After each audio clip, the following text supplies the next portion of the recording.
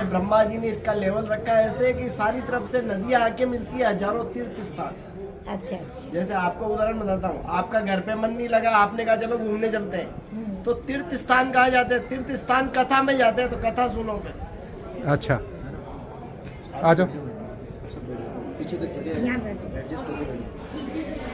आप परी को आ जाओ। कराया माता। यहाँ बैठो, कहीं बैठ जाओ, ये लोग बैठो कहीं पे, आ जाओ। परी क्लियर। तो सर पहली बार ही पुष्कर आना हुआ है सभी का? बिल्कुल पहली बार। परी करा रहे हैं। अगर आप सनातन धर्म को मानते हो तो पुष्कर आपके लिए एक महत्वपूर्ण जगह है।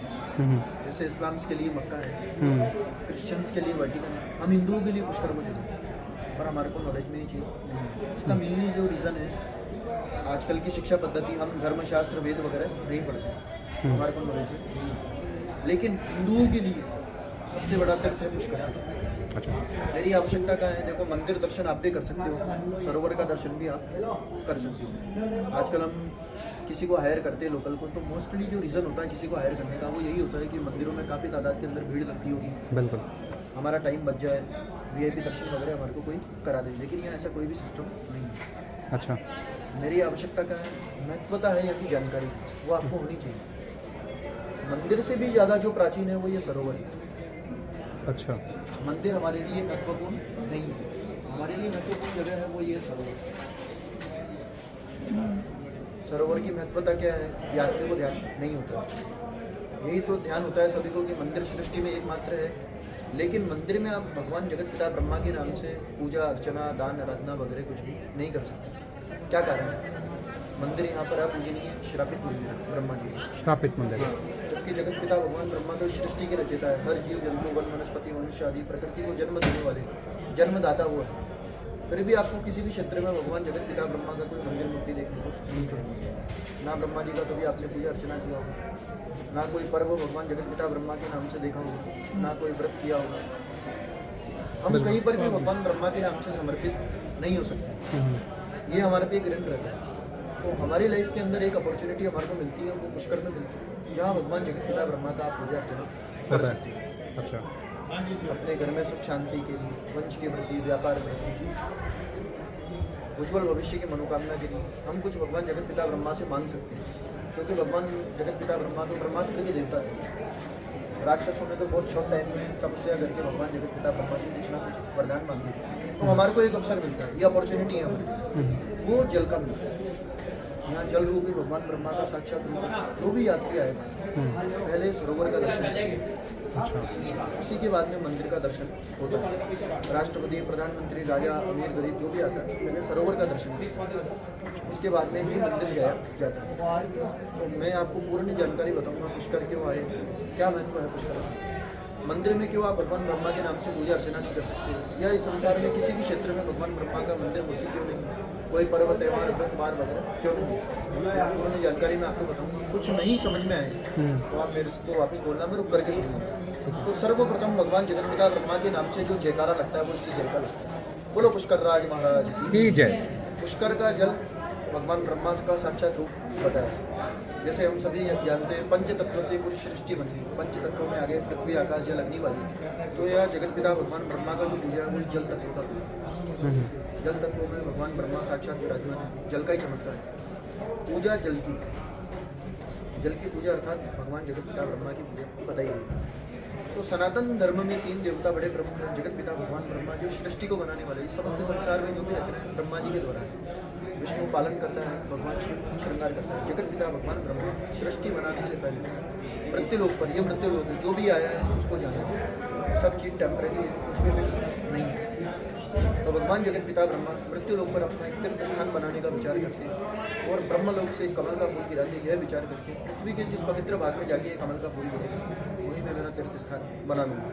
तो भगवान जगत पिता ब्रह्मा ने जो कमल का फूल गिराया पूरी पृथ्वी के साथ परिक्रमा करके या बीच में आकर के गिरा। इतना तेजी से गिरा, धरती फटी, 7 पाताल फटे, अतल, वितल, सुतल, महातल, रसातल, तलातल और पाताल, 7 पाताल छेदन करके धरती फटती है और ये जल निकलता है।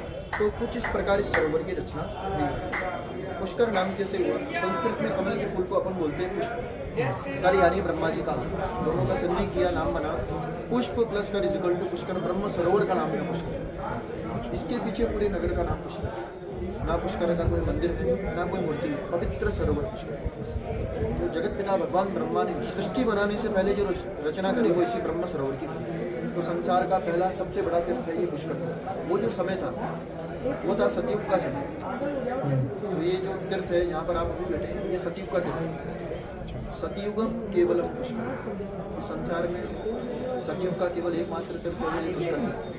4 युग हुए, सतयुग, त्रेता, द्वापर, कलयुग। सतयुग में ब्रह्मा जी के द्वारा ब्रह्म सरोवर बना। त्रेता युग आया भगवान राम का समय, उसमें बना निमिषारण्यम तीर्थ जो आपको यूपी में पड़ेगा। उसके बाद में आया द्वापर युग, उसमें बना कुरुक्षेत्र तीर्थ जो आपको हरियाणा में पड़ेगा। अभी कलयुग चल रहा है, अभी हरिद्वार में गंगा है। तो जहाँ पर आप अभी बैठे हैं सतयुग का तीर्थ। तो भगवान जगत पिता ब्रह्मा जब सरोवर की रचना करते हैं तो ये ब्रह्म सरोवर 72 किलोमीटर जितना बड़ा विशाल ब्रह्म तीर्थ हुआ करता है। आज इतना नहीं, 72 किलोमीटर लंबा। इसका कारण है सृष्टि में जैसे जैसे पाप बढ़ेगा ये अपना आकार छोटा करता जाएगा। अच्छा, सतयुग, त्रेता, द्वापर, कलयुग। अभी कलयुग चल रहा है। कलयुग की पूर्ण आयु है 4,32,000 वर्ष। अभी मात्र 5,200 वर्ष हुआ। कलयुग के 4 चरण हैं। कलयुग कली प्रथम चरण। अभी तो प्रथम चरण चल रहा है। जब चतुर्थ चरण आएगा लोग दान पुण्य पूजा अर्चना कुछ भी नहीं करेंगे। सृष्टि में हर तरफ पाप ही पाप होगा, संसार का विनाश निकट होगा। तब ये ब्रह्म सरोवर इस ब्रह्मांड से लुप्त हो जाएगा। ऐसा पद्म पुराण में लिखा है। ये जितना भी जानकारी है ना ये सब पद्म पुराण में 18 पुराण है, उसमें एक पद्म पुराण है। अच्छा, और भी आप इंटरेस्टेड हो जानने के लिए पद्म पुराण पढ़ो, वो पुष्कर के लिए, उसमें आपको पुष्कर तीर्थ का पूरा जानकारी दिया जाए। तो भगवान जगत पिता ब्रह्मा जब इस सरोवर की रचना करते हैं तो सृष्टि की रचना करने के लिए अश्वमेघ महायज्ञ का आयोजन करते हैं। हवन तो चीज़ों के बिना संभव नहीं है। पहला शुभ मुहूर्त, दूसरा धर्म पत्नी। बिना शुभ मुहूर्त के आप कोई पूजा यज्ञ हवन अनुष्ठान इत्यादि कर्म नहीं कर सकते, और धर्म पत्नी के बिना भी कोई कर्म संभव नहीं है। तो भगवान ब्रह्मा 1000 वर्ष पहले यहाँ तपस्या करके 1000 वर्ष के बाद में यहाँ का शुभ मुहूर्त निकलता है, जो कि आप सब लोग पुष्कर मेले के नाम से जानते हैं। पुष्कर मेला आपने सुना होगा। अच्छा, करोड़ों की तादाद में यात्री आते हैं, स्नान ध्यान पूजा अर्चना आदि इत्यादि के लिए यात्री आते हैं। वो जो मेनली सरोवर मेला लगता है वो सरोवर का लगता है। सरोवर के पीछे ही वो कैटल फेयर है, पुष्कर इंटरनेशनल फेयर लगता है दिवाली के 10 दिन बाद।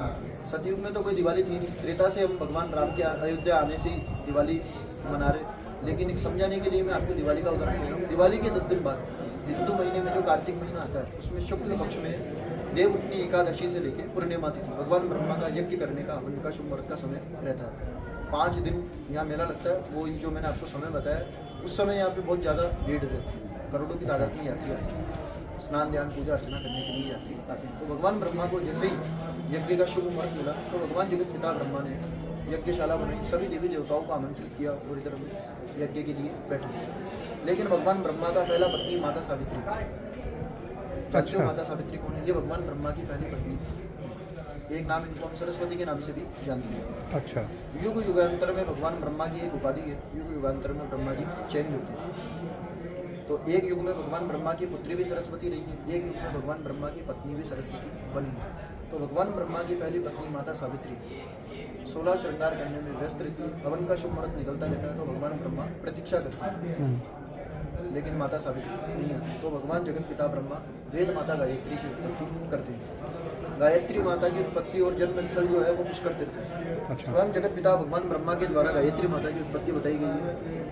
गायत्री माता के साथ भगवान जगत पिता ब्रह्मा ने गंधर्व विवाह करके दूसरा पत्नी बनाया और यज्ञ प्रारंभ किया। जैसे ही यज्ञ प्रारंभ हुआ पूरी सृष्टि में ओम स्वाहाकार का उच्चारण गूंजा।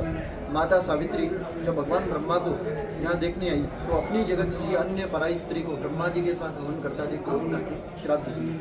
पहला श्राप दिया, हे जगत पिता, जिस सृष्टि की आज आप रचना करने जा रहे हो, जीव जंतु वन वनस्पति मनुष्य आदि प्रकृति को सभी को आप जन्म देने जा रहे हो। जब सबको पता चलेगा सबके जीवन दाता आप हो, तो हर संसार में, इस पूरे संसार में हर क्षेत्र में आपका मंदिर मूर्ति बनेगा, हर कोई आपकी पूजा करेगा। यह मुझे स्वीकार था, लेकिन मेरी पूजा कभी आपके साथ नहीं होगी। गायत्री की हमेशा पूजा होगी। यहाँ मेरा अपमान हुआ है, इसीलिए मैं आपको श्राप देती हूँ। इस पूरे संसार में किसी भी क्षेत्र में आपका कोई मंदिर नहीं बनेगा, किसी भी क्षेत्र में आपकी पूजा नहीं होगी, किसी वार में आपका कोई वार नहीं है, कोई पर्व कोई व्रत वार वगैरह नहीं। इसीलिए पूरे संसार में कहीं ब्रह्मा जी का आपके मंदिर नहीं होगा। ये श्राप देने के बाद भगवान ब्रह्मा माता से प्रार्थना करते हैं, तो माता उनको एक आशीर्वाद देती है, इस पूरे संसार में केवल आपका एक क्षेत्र रहेगा, वो ये पुष्कर। इस पूरे संसार में केवल आपके जल की पूजा की जाएगी। गायत्री इसमें निर्दोष है, गायत्री को न्याय मिलेगा। कलयुग में आपका एक मंदिर स्थापित होगा, जो केवल साधु सन्यासी लोगों के लिए बने और आपका ये जल गुरु के रूप में पूजा जाएगा। तो जैसे हरिद्वार में गंगा है, समस्त तीर्थों की माता है, इलाहाबाद में प्रयागराज समस्त तीर्थों का राजा है, ये पुष्कर ये समस्त तीर्थों का गुरु है। तो उसका पूर्ण जो वैदिक नाम है वो है तीर्थ गुरु पुष्कर राज। तो यात्री को जो भगवान जगत पिता ब्रह्मा से कुछ मांगने का अवसर मिलता है वो यहाँ जल का वो यहाँ जल का मिलता है। मंदिर में आप किसी भी प्रकार से ब्रह्मा जी के नाम से पूजा अर्चना वगैरह नहीं कर सकते। ये श्राप देने के बाद माता रत्नागिरी पर्वत पर विराजमान सावित्री माता का एक पहाड़ी है, रत्नागिरी पर्वत है, वहाँ पे सावित्री माता के आप दर्शन कर सकते हो, जाके रॉप पे से जा सकते हैं। स्वयं जगत पिता भगवान ब्रह्मा जल में विद्यमान है। धर्मस्य धर्म रूपेण ब्रह्म रूपेण पुष्कर, ब्रह्मा का निराकार रूप ये जल। पुष्कर तीर्थ जो है अपने आप में आना ही यहाँ पे बहुत भाग्य की बात है। तो यहाँ से अगर आप कुछ ले जा सकते हो तो वो एक चीज़ है, वो है अच्छे कर्म, इसके अलावा कुछ भी नहीं लेके जा सकते। इसका कारण ये है कि हम सब चीज़ों से जीत सकते हैं, लेकिन यहाँ पे कुछ भी फिक्स नहीं।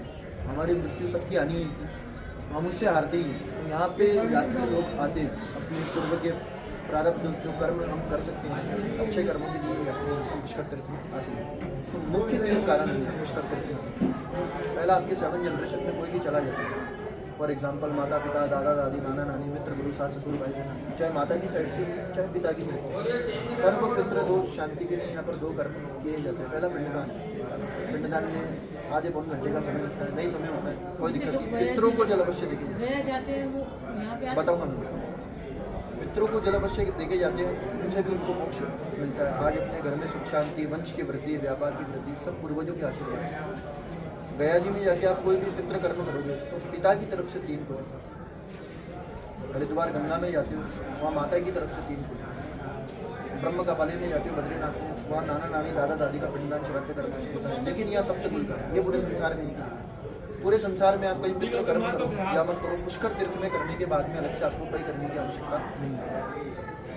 त्रेता में भगवान राम पहले गया जी में गए थे, राजा दशरथ का श्राद्ध करने, वहाँ मोक्ष नहीं मिला। आकाशवाणी पुष्कर तीर्थ बनाया जो स्वयं ब्रह्मा जी द्वारा है, सतयुग का तीर्थ, वहाँ जाके कर्म करो, वहाँ पूर्ण तरह से मोक्ष मिलेगा। राजा दशरथ जी को श्रवण कुमार की माँ हत्या का पाप था, कहीं पर मोक्ष नहीं मिला। यहीं से आके भगवान राम स्वयं यहाँ पर आए, बालू मिट्टी के पिंड बना के राजा दशरथ का श्राद्ध कर्म उन्होंने किए और पूर्वजों से आशीर्वाद प्राप्त कर सकते हैं। पद्म पुराणोक्त पितृ तीर्थ पुष्कर में भगवान श्री राम द्वारा श्राद्ध में ब्राह्मणों को भोजन कराना एवं सर्व पितरों की पूजा करना। तो यहाँ पर मुख्य पितरों का आशीर्वाद लेने, पितरों को जल अवश्य देते हैं। आज घर में सुख शांति, वंश की वृद्धि, व्यापार की वृद्धि सब पूर्वजों के आशीर्वाद से।